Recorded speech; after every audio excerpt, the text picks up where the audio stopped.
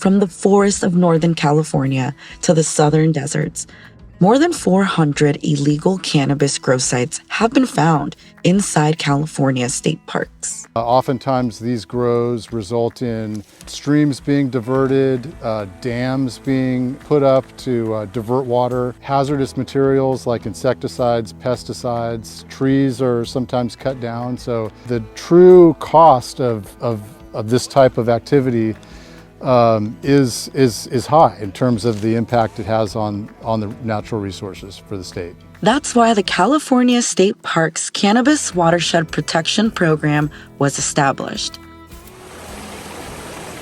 This team of specialists works together to address environmental damage from illegal cannabis cultivation and prevent future grows inside state parks. It's pretty widespread. I mean, the thing about a watershed is it's all connected, right? It's all connected. So one disturbance in one particular area, one impact, it doesn't mean that it stops there, right? It mobilizes throughout the watershed.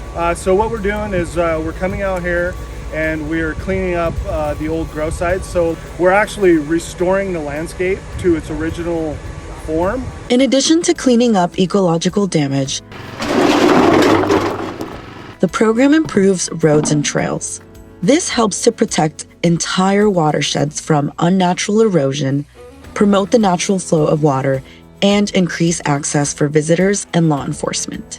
The greater the accessibility, the more people will come to this area and prevent those illegal and illicit grows from reoccupying the area or starting again. Archaeologists protect California's rich cultural history by surveying parks affected by illegal cannabis cultivation. We are surveying for a fire road upgrade project. They're going to be replacing some culverts along the road to help out with drainage and protect the overall watershed. When we're planning our restoration projects, we want to ensure that we're not negatively impacting our natural and cultural resources.